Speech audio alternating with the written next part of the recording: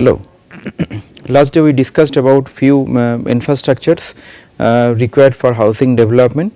Today we will discuss social infrastructure part or the community facilities which is also required for the housing development. So, our objective or the focus in today's discussion will be social infrastructure and facilities. So, before that let us have a quick recap. We discussed about the roads, sewerage sanitation, drainage, waste management and power supply briefly, just to have an overview. For the roads we discussed that there are 4 categories of road: arterial road, subarterial road, collector road and the local roads. These roads makes a skeleton and the structure of a city or a residential development. Then we discussed the drainage. In the drainage planning, basic important part is the outfall of the drainage and the drainage network is done along the road. Similarly, for the electricity, the basic electricity network is done along the road. It could be below the road or could be over the road, and apart from the network, there are the substations. For that, substantial land need to be earmarked. I will show the example that how it works in a city, and also the sewerage and sanitation. We need to treat our human excreta and the waste. For that, there could be natural process. We took an example, that East Kolkata wetlands and the waste recycling region. There could be mechanized or the scientific process using sewerage treatment plant, and also there could be individualized, personalized approach like septic tanks and the soak pits. Apart from that, after that we discussed the solid waste management or the waste management. In the waste management, there are few more concepts like say the collections are done at 3 levels: the primary level at the household level, the secondary level at the your locality or the neighborhood level, and tertiary level at the bigger scale in this city level. After that we go for disposal and the treatment. The main objective of this waste management is to segregate the waste at the source and complete the whole process of the waste management, including the disposal and the recycle of the waste, so that we can recover the investment in the waste management. And after that we concluded that all the infrastructures are required and it takes substantial amount of space and investment both. For example, for any township or residential development, the space required the space required for the transportation, water supply, drainage, sewerage sanitation and waste management takes almost 10 to 15% of the overall area. So, it is very important how we can meticulously plan a township or a residential development incorporating all the physical infrastructure. But apart from the physical infrastructure, there are facilities, community facilities, which is required as an essential part of the housing development. So, these community facilities are sometimes called as a social infrastructure, sometimes we can call it community facilities, but those also need substantial land space and the substantial investment to make it livable, to make it more better quality for the housing development. So, we discussed the objective of the infrastructure is to creating basic infrastructure, providing facilities and amenities and delivering accountable service. These are the basic terms we mentioned. We are not going into much details today. We mentioned that infrastructures and services are planned at various levels, starting from the city level to the local level, and these are the norms we mentioned: URDPFI guidelines, NBC National Building Code, Electrical Code, CPHEO manual, which basically manual for the public health manual dealing with the sewerage sanitation and the waste management. And apart from that, there could be local rules and regulation framed by the municipal authorities and development authorities time to time. So, after that, let us see some of the norms of the social infrastructure. So, when we say the social infrastructure, there are educational infrastructures starting from the very elementary school to the technical college or the university and the college system, and the health system starting from the neighborhood clinics to the district hospital or the sub district hospital level, and also there are community facilities. So, we are going to show you that some of the norms for the social infrastructure which is given at the URDPFI guidelines, Government of India. So basically these norms are provided at various level. I told you that pre-primary nursery school is provided for the population of only 2500, whereas a primary school is provided for 5000 population, and a secondary school is provided for a 7500, which is little beyond than your locality, and it is little beyond your neighborhood. And you can see the area requirement for the pre-primary to the secondary school is very different. It is from small to bigger, and there are other requirements like playfield, the amount of playfield required for every level of school. So this is the provision for the school as per the population standard is concerned, as per the area is concerned, and as per the requirement of the playfield and other requirements are concerned. Similarly, for the schools or the educational facility at the higher level like integrated school without the hostel facility, integrated school with hostel facility, school for physically challenged, school for mentally challenged. So the student strength, the population served, and the areas are given. So if you see the areas, there will be three categories of areas. One is the school building area, which is given, playfield area, and the parking area. So this is indicative area requirement. So based on your actual area availability at the site, probably you can work out your exact design and planning of the physical of the social infrastructure, and these are the other controls required for this the school or college development. Now see the requirement for the college. You can see the population served for each college is 1.25 lakh. That means the college is affordable, or one college cannot be affordable for a locality or the neighborhood area or the cluster area. It can be given at the city level. City means more than 1 lakh. Similarly, university campus is for bigger facility. So for the college, you not only need the college building area or playfield area or parking area, you also need the residential area including hostel building area. Similarly, for the university campus, you need lot of areas, residential area, sports facility, parks, landscaping area, parking, etc. You can see the technical education, which is required at the higher level for 10 lakh population, which can be a polytechnic or can be a centrally funded technical education. So these are the requirement for the technical education. Now based on your area, if area is small to medium to large, you can provide the social infrastructure as per the requirement. Similarly, the engineering college, medical college, professional college, nursing, paramedical institute, veterinary institute, all the institutes have their own respective provisions and the population standards which you can follow during the during your planning. So you can understand that for providing this kind of facility at various levels from city level to the local level, you need substantial area reserved or located along your residential area or across your residential area, so that you can achieve the better quality of the living and better benefit to the people. Now we come to the healthcare.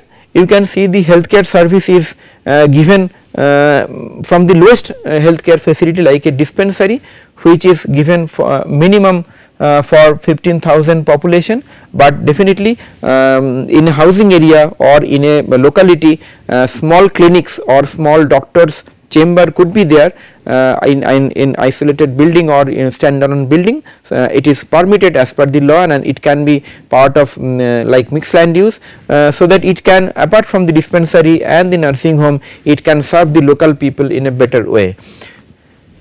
And then the nursing home or the child care center, maternity center, which is 45,000 to 1 lakh, you can see the area requirement. So dispensary, nursing home, polyclinic, intermediate hospital, different category, multi-speciality hospital, which is required at the city level, that is 1 lakh population. You can see that for all this kind of facility, you need hospital area as well as you need the residential accommodation, so that the people over there, they can stay there, I mean they can provide the facility to inpatient facility to the people. So specialty hospital, it can come 1 lakh or more. General hospital 2.5 lakh. Usually the general hospital comes for a city, mid-size city 2 to 5 lakh population.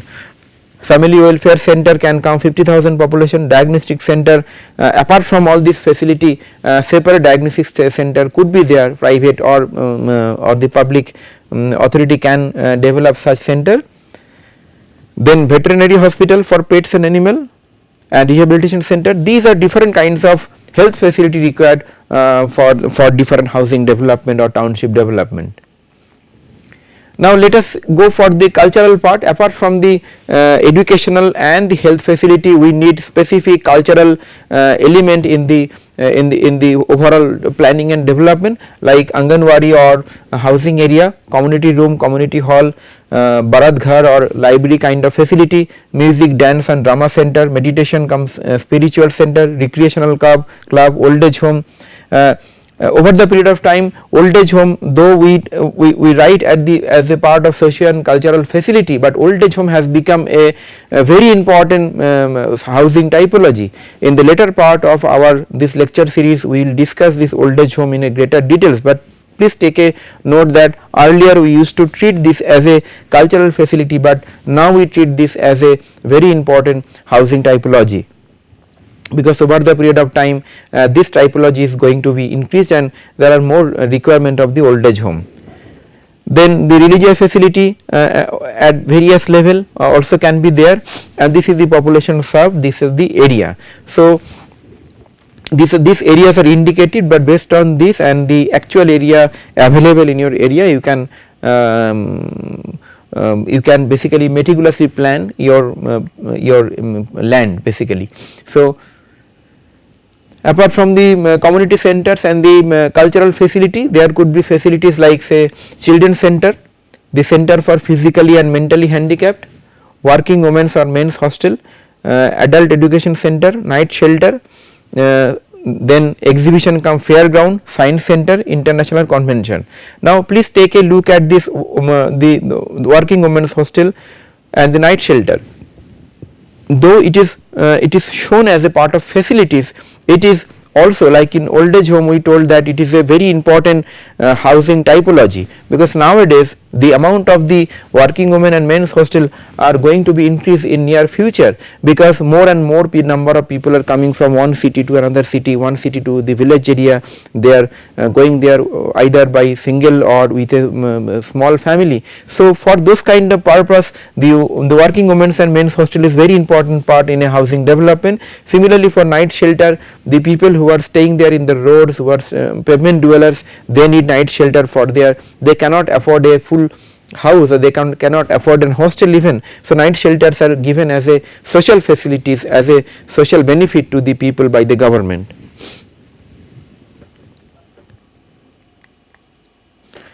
So apart from this, we provide the open recreational green areas in every level, like in housing cluster 3 to 4 local parks and playground. This local parks and playground, you can see the size of the local parks, and it will serve the 5,000 population at the cluster level. At the neighborhood level, it will serve the 15,000 population and the area will be 1 hectare. At the community level, sometimes we call it as a sector or block, the name can be different, but the concept should be clear. At the community level, the community level park should be serving about 1 lakh, it can be little less than that also based on the your planning of the city, and it will be having 5 hectare of area.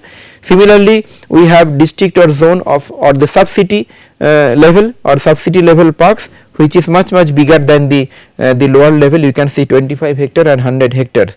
So in a city or in a housing area, the overall area required for the green areas is ranging from 10 to 15%. So it is not very less amount of area. So out of 100% of the total area, 50 to 60% areas goes to net plot of the residential use, net plot for the housing. Another 10 to 15% goes to the traffic and transportation. Another 10 to 15% goes to open recreational area, and left areas are meant for the other community facilities, including health, education and community facilities, including commercial areas.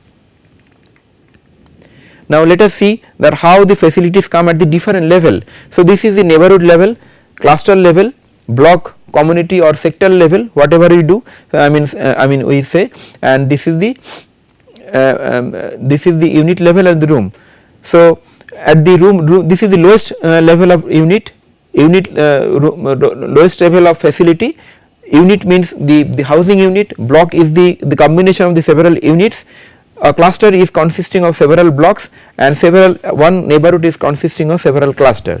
So we can see that most of the facilities are given at the neighborhood level or the cluster level, but few facilities are there, like say garbage disposal, which is coming at the block level or even sometimes unit level. Intercom facility, heating and cooling facility, Wi-Fi facility, swimming pool, parking, all are part and parcel of the individual room or the block level facility. Similarly, after the neighborhood level, we can go to the sector level or block level or the community level or the city level, where the bigger size or the bigger level of facilities will come. So we see this picture again. We last lecture also we took this example, the typical layout of a neighborhood cluster. So here we can see that 4 neighborhoods are there, the plot layout plan 1, 2, 3, 4, and the blue colors you can see these are the educational facility, these are the higher secondary school, and these are the primary school within the neighborhood, and the small blue areas, these are the elementary school. Similarly, the red colors shows the commercial facility at the sector level or at the neighborhood level. The convenience shops will be there, and similarly the green and the blue shows the open areas at different level. This are the centralized open area at the sector level, whereas this green areas are servicing the neighborhood and the cluster. For example, this green areas is servicing this cluster, so that people from this side and that side can come and enjoy, whereas this green areas and the water body can be enjoyed for all the people living in this neighborhood. So this is an example by which you can understand that how the social facilities are placed and how the local roads are connected with the residential area. Now last discussion we discussed the development control. You can see that here we have used two set of colors for residential area, one dark yellow and one lighter yellow. So these two colors shows the different height, prescribed height of the building. By and large, the concept is that if this is a neighborhood, then your peripheral building could be high rise and your internal building could be little low rise, and this could be road.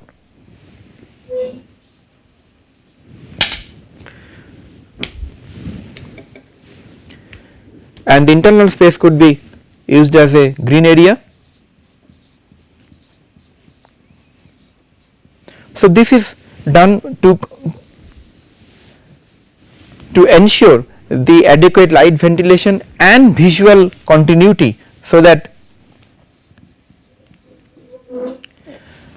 so please connect with our discussion related to the building controls and the urban design. So based on that, two different types of building typologies or the building envelopes are considered and placed at the periphery and the center of any neighborhood. It could be different also, it is just an example to understand you people that how it works. Not only that, in the internal layout of the neighborhood you can see that local roads are there. Local roads can be connected with other local road, and also local road can be open ended, like that, close ended, which we call it cul-de-sac, which will serve only the internal plots only. So how these local roads, the community facilities, the space for the community facilities, green areas acts together, that is very important thing to see. Another very important part to be observed, that major arterial road and the arterial road and the subarterial roads are also connected with the local road and the collector road, but this will not open up in the main carriageway, this will open up only in the service road.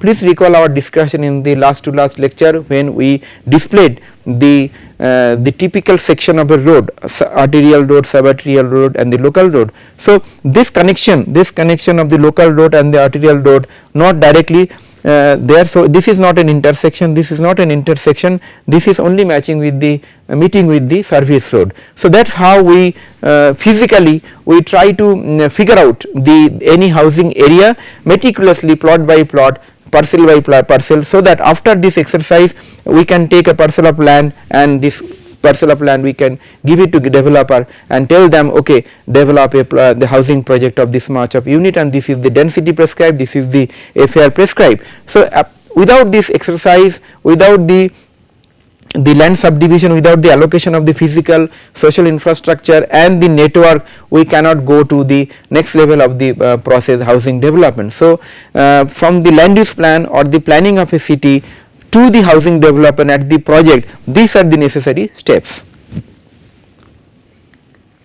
Similarly, this is another example you can see here also. These are the areas for the schools or the health facilities, this is the commercial facilities, and these are the green space, where green spaces are considered to be a continuous space as an example, and these are the network of the local roads. So to plan for the social amenities and facilities, basic challenges are that how to maintain the basic norms and standards. The space standards given by the URDFI guidelines is indicative, but if you want to follow all the space standards, sometimes you might end up in space crunch. You will find that so much space or the land space is not available in your overall area, or maybe that you do not need so much of area. So how to make a balance without creating any disbalance of distribution of the various kinds of social facility, how you can achieve a balance and you can provide all categories of social facilities. That is the basic challenge, to how much you can maintain the norms, the limit, the prescribed norm of the facility.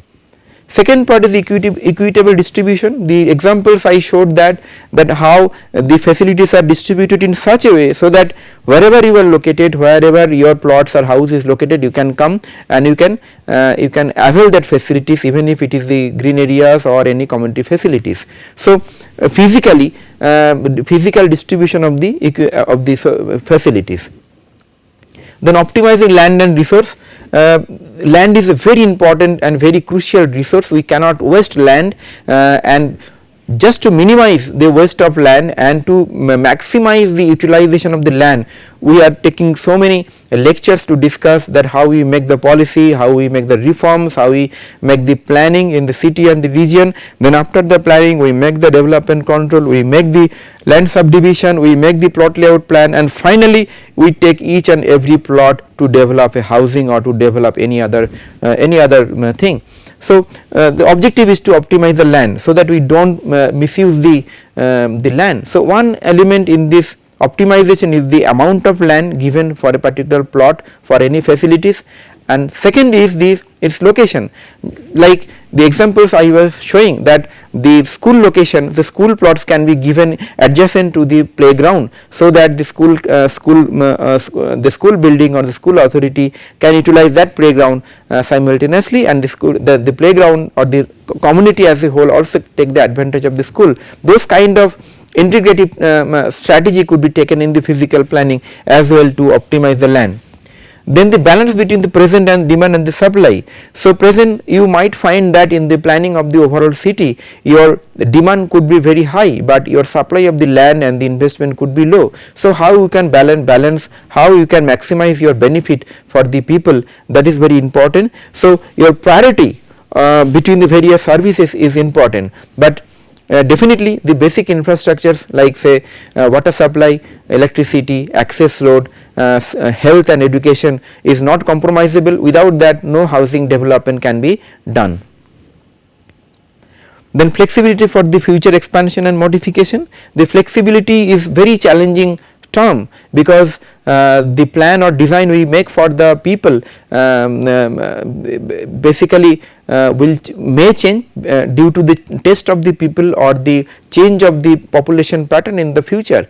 We have seen in various core city of the area, various metropolitan city, that because of the change of the population dynamics, the population of people are migrated to different cities, different changes are transformations are going there. in happening. So because of this transformation of the population dynamics, there could be some kind of flexibility of the infrastructure and the facilities. Think about the cities like Kolkata and the Delhi, where it was done so many long years ago, and the infrastructure was designed only for few lakhs of people, but still now those infrastructures are taking load of at least 5 to 6 times of population. So that is the essence of the flexibility and the expansion possibility of the infrastructure and the facilities.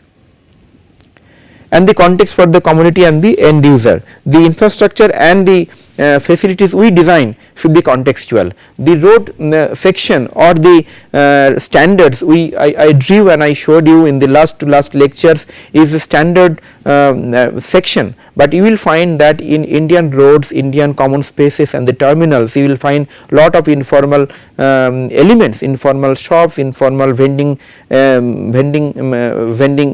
elements, vending shops. So how we can accommodate, integrate those in the common place, because we cannot eliminate 100%. We need this up to some extent. Recently Government of India through their street vending act, they have given the authority for the street vending, but in a specific demarcated zone. So that is the challenge for the planner, that in a housing area at various level, neighborhood level, sector level, city level, how we can place all those kind of informal facilities which you require. One example I will show that how we can place those facility so that you do not misuse the land, at the same time you use the land for the better benefit of the society. So that is very important, that your planning should be contextual for the community and the end user. We cannot make a road and township which is looking good, but which is not servicing our countrymen, which may be servicing the any other country. So based on the requirement of the our countrymen and the people, we have to design. Now just now we talked about the informality, that the informal shops and the vendors. You will see that most of the vendors and the informality comes in the nodes, in the intersection in our cities, and the intersections are very much vulnerable. The basic reason for the vulnerability is that most of the activities, loading, unloading, transfer from one vehicle to another vehicle goes on in the node area, in the intersection, because intersection is the area where the large buses come, the metro rails ends there, terminates there, and those intersections are not given priority, not given much attention in terms of the informality. So in this project we also considered that how we can bring that element in the planning and keep some area for the community facilities. Like this is a typical plan of a junction. You can see that the typical junction is consisting of a major road and a minor road usually, but we kept additional road both side of the 4 quadrant of the road junction, and these junctions are acting as a space for, you can see the convenience transport terminal to accommodate the paratransits or the public conveniences, to have some areas where some public functions, some informal street gatherings or informal activities could be there. This kind of areas could be act as a transport terminal, and here there could be food kiosk, there could be small shops and the kiosk element. So this kind of element could be accommodated. Not only that, the pedestrian pathways can be integrated with the bus stoppage and the transport terminal and the community facilities given there. And another part, you can see that the service road is connected in such a way so that it is not hampering the journey or the movement of the major arterial road, as well as it is giving the connection or the access to the paratransit and the culture and the food kiosk in the other quadrant. So this is the way how we can accommodate the informal the facilities and the amenities in the common areas like nodes and the junction without wasting much area and without affecting the physical space, because if we do not provide this space, ultimately eventually this kind of facilities will come here, 20 numbers of auto rickshaws will stand there. So we cannot bear that, we no longer can allow that. So to prevent those kind of situation, chaos and the congestion, we have provided the areas in the 4 quadrant of the road. this is the current situation of that particular junction. You can see that some shops has already come here, and this is the area for the bus lanes. The bus will come and stop there, the loading unloading can go there, so that the main carriageway becomes free. The service road will go from different side like this and will connect to other part. This is the areas kept for the kiosk and the food and the paratransits. So, this can be very important planning exercise. You should take a very important learning note from these cases. So, having said that, the next lecture will discuss the housing strategy, how we will combine all these element in a strategic document for a city, the infrastructure, the development control, the land use, its prescription, everything. So, before I finish the lecture, let me quickly summarize what we discussed. Today we discussed the social infrastructure or the amenities. We discussed that social the educational facility, health facility, community facilities at the difference level, like say our building level, to the block level, to the cluster level, to the neighborhood level and the city level. And the basic challenge of this designing and planning of the facilities is that the equitable distribution of the facility over the space.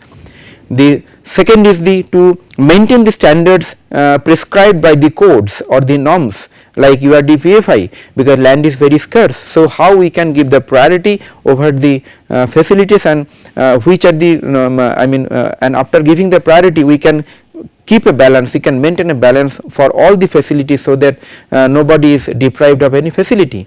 The facility should be equitably distributed over the area, so that everybody irrespective of caste and gender and the economic strata, they get the equal benefit.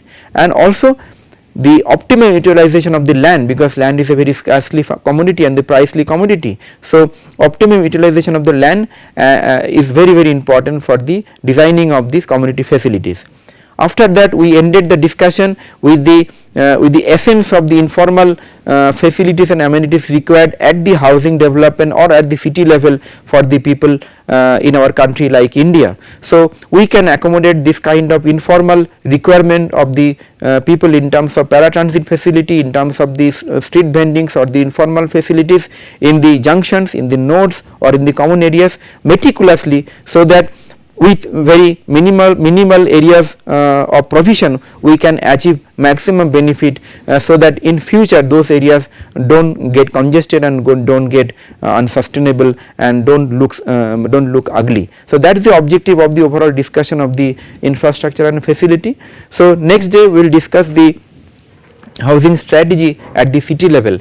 This discussion will talk about that after the planning exercise, the every element we talked, that the development controls and the infrastructure element, how we can combine these to come out as a comprehensive strategy document for housing in a city. So, thank you for today.